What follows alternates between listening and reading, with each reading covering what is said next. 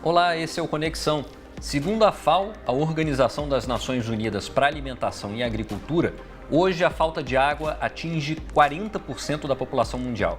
Em 2050, 60% das pessoas vão sofrer com a falta de água.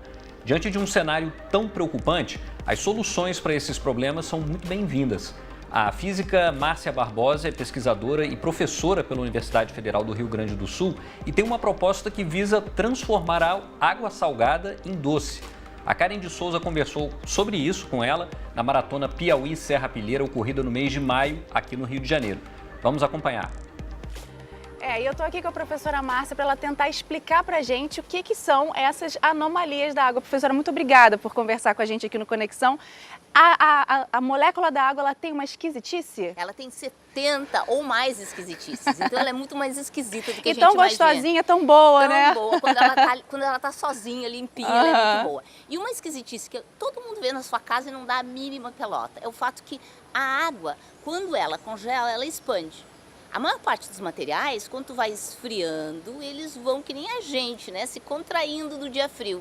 Mas a água, ela faz isso e de repente ela expande. E por ela expandir é que o gelo flutua em água. Não é uma coisa bizarra? Se fosse, por exemplo, um outro material, por exemplo, pega metal, que a gente não está acostumado a ver metal líquido e sólido convivendo no nosso cotidiano, porque tem que pôr muita temperatura para isso. Mas numa fábrica tem aquele óleo, aquele, sabe, metal borbulhante, e aí tu pega um metal sólido e coloca dentro, o que ele vai fazer? Ele vai afundar. E todo mundo sabe disso porque veio o Exterminador do Futuro, em que o Arnold Schwarzenegger afundou durante o filme. Mas se ele fosse de gelo, ele ia flutuar. Os icebergs estão aí para provar isso. Exatamente. Né? Aliás, iceberg é uma aula de ciência. Eu acho que a gente tinha que usar ele muito mais e mais para explicar isso, ótica, reflexão, vida dentro de gelo, um monte de coisas muito interessantes. Então essa é uma das características... Muitas anomalias da água. Uma outra anomalia da água muito interessante é que a água anda, ela se difunde mais depressa quando ela está empacotada com mais partículas. Imagine um trânsito com mais carros em que os carros andassem mais depressa. Pois ela faz exatamente isso. E ela faz isso por uma coisa muito esperta que ela faz. Quando ela tem muitos vizinhos, ela usa as ligações de hidrogênio, que é uma espécie de se agarrar, para se mover. Então imagine a pessoa se movendo naquele shopping center lotado. Se ela pudesse se agarrar nos vizinhos, por favor, não faça isso, porque eu acho que não vai dar certo, mas ela poderia se mover mais depressa. E é esse truque de se agarrar nas outras moléculas que a água usa para fazer todas as suas maluquices, essas mais de 70 anomalias. E aí, graças a essas maluquices da água, vocês chegaram a uma sugestão para resolver a questão da crise hídrica, né? Que é um grande problema que já está acontecendo, mas não atinge tantas pessoas assim ao nosso redor, né? A gente ouve, por exemplo, o caso de São Paulo, de Brasília, que passou por algumas crises hídricas, mas parece ainda que está sob controle, mas chegou a 2050, a situação realmente vai estar uma pessoa com água e outra pessoa sem água. Então é um problema gravíssimo. Califórnia já não vive mais com água potável normal. Ela tem que dessalinizar, não a água do mar, eles dessalinizam água subterrânea salgada, que a gente chama aqui de salobra. E o Brasil tem regiões com água salobra já. E a gente tem toda a água do aquífero Guarani, que a gente vai, quando for usar, vai precisar separar dos ingredientes, dos sais que estão lá dentro. Então, qual foi a ideia? Imagina, eu acabei de dizer que a água se move mais rápido quando empacotada. Agora vamos empacotar ela bem empacotadinha, num ambiente bem pequenininho, que são os nanotubos de carbono. Nessa região, ela não... professora, o que são os nanotubos? Explica pra gente ter um visual. Então assim, imagine grafite. Grafite todo mundo conhece. Sim. Pegue o grafite. E aí pede com todo cuidado uma fitinha Scotch Tape, aquelas fitinhas de adesivas da gente. E se você for muito esperto, como foi o ganhador do Prêmio Nobel que fez isso, ele consegue tirar uma camadinha, uma única folha, em que só tem um átomo, imagina, um átomo atrás do outro. Aí tu enrola isso, tira a fita Scotch Tape, enrola isso e faz um tubinho. Nossa, muito pequenininho. Esse é um tubo em que tu tem uma monocamada atômica. Tá? Esse tubinho tem propriedades maravilhosas, ele é super resistente, dependendo da maneira como tu trança ele tem propriedades condutoras ou isolantes. Ele é meio mágico, mas ele tem uma magia muito especial. Ele não gosta de água. Então, quando a água entra nele, a gente tem que fazer uma forcinha, porque ele não gosta de água, né? Então, a gente faz uma forcinha para a água entrar. Quando a água entra nele, ela procura ficar longe da parede. E aí ela se empacota mais. E ao se empacotar, ela anda mais rápido. E o fluxo dessa água no nanotubo pode ser até 1000 vezes maior do que seria se a gente estivesse falando da nossa água da torneira, que não é empacotada. E aí isso separa a molécula? Isso faz a água entrar e fluir. Agora, o que separa? Tem que separar o sal da água. Sal adora a água, ama, é o que a gente chama de hidrofílico, ama. A gente põe um saleiro num dia úmido de Porto Alegre, de Pelotas, que são cidades muito úmidas, ele fica todo durinho. Colado, a gente até né? tem que pôr arroz dentro, para o arroz, que é mais hidrofílico ainda, absorver a água.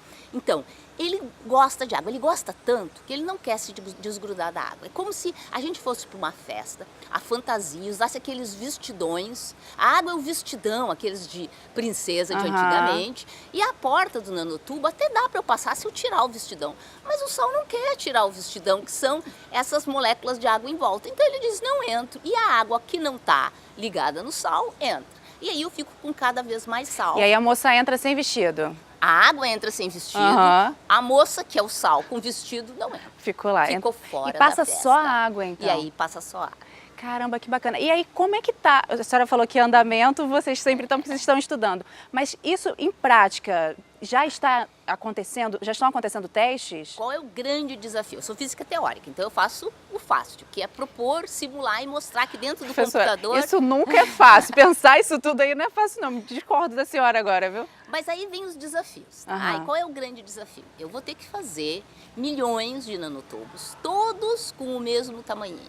E todos, um do ladinho do outro, presos com uma fibra. Isso é um desafio. Então isso ainda as pessoas estão tentando. Elas fazem pequenos, já fizeram pequenos agrupamentos de nanotubos, mas que não servem para dessalinizar ainda, porque a gente precisa de membranas enormes.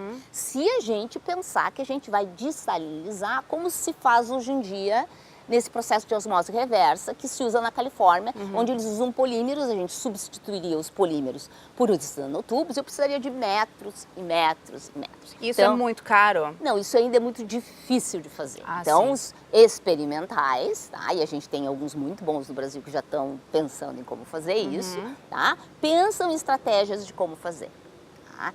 Em paralelo, os teóricos como eu, começam a pensar em outras possibilidades, tá? Em outros esquemas que façam a mesma coisa, mas utilizem um material mais fácil de fazer neste momento. Então, se a gente quiser repetir o que acontece na Califórnia, que é a osmose reversa, eu vou precisar fazer folhas enormes, tá? Ou então a gente vai ter que pensar numa outra metodologia para usar a mesma ideia. Mas isso é um outro projeto. Então vamos simplesmente copiar o processo de osmose reversa e substituir a membrana. Então a ideia que a gente teve é, em vez de utilizar o nanotubo, utilizar a folha de grafeno. Lembra que eu falei? Pego o grafite, pego o scotch tape, faço isso e tenho uma folhinha. Obviamente vocês estão imaginando eu comprando toneladas de scotch tape para fazer isso. Mas hoje em dia já se produz grafeno em tamanhos maiores. Aí a gente tem que pegar essa folha de grafeno e fazer um furo na folha e empurrar água e sal através dessa folha. A gente está chegando nos minutos finais, mas eu gostaria de ficar pensando num aspecto, se vocês já tiverem essa solução. Para quem não mora, as cidades que não têm o litoral, não tem o mar por perto, qual seria a solução para essas cidades? Tem uma outra solução que a gente pode utilizar, que é a seguinte. Existe um bichinho do deserto que ele é um besouro, em que ele tem assim, em cima dele, ele é cheio de pontudinho, e aí ele aproveita de manhã que tem aquela umidade do ar, que parece o inverno de Porto Alegre, e ele tem uma parte que é muito hidrofílica, que ama água, e aí ele transforma vapor de água em água, tá? E uma parte hidrofóbica escorre, e ele se inclina e bebe aquela água. Então o que a gente está trabalhando? A gente está trabalhando em funcionalizar o nanotubo, de maneira que ele tem um pedaço que ama a água e um pedaço que odeia a água. O pedaço que ama a água vai absorver esse vapor da água, transformar com água, e o outro usa o superfluxo. Tá? Então esse é um projeto ainda super em andamento, porque a gente vai ter que mexer com a forma, provavelmente, porque eu quero captar mais água, então não vai ser mais um nanotubo, a gente trabalhando com um nanocone, tá? Que você já imagina que para produzir é outro desafio, mas já existem nanocones no mercado, tá? Mas a ideia é usar este filtro que transforma vapor de água em água e depois a gente encaminhar para quem estiver longe do litoral. Exatamente. Vocês têm uma previsão, assim, chegando aos investimentos, quando que isso pode ser posto em prática, se aprovado, se investido? Para o nosso caso, a gente é só teórico, então a gente nunca vai construir. Eu tenho um aluno que está se tornando experimental para tentar construir as folhas essas que eu mencionei, mas em geral eu estou esperando mais a vontade dos experimentais em fazerem os testes e se motivarem. Aí a gente vai poder ir atrás dos investimentos para essas áreas e estimular. E são altíssimos, imagino. Sim, porque a produção dessas coisas com o mesmo tamanho dos nanotubos, ela é muito complicada. Vocês têm uma ideia de quanto seria? Não tenho essa ideia, porque afinal de contas eu sou teórica, né? E teóricos não precisam muito de dinheiro, qualquer PlayStation dos nossos filhos a gente já está fazendo simulação. Entendi. Professora, eu adorei conversar com a senhora, muito obrigada. É muito legal saber que tem gente pensando num problema tão grave, né, que é a crise hídrica. Obrigada pela sua participação aqui no Conexão. Fica aqui comigo para dar tchau pro pessoal. Olha só, gente, eu agradeço também a sua companhia e se você quiser rever esta ou outras entrevistas, você já sabe, é só acessar futuraplay.org. Um beijo e até a próxima.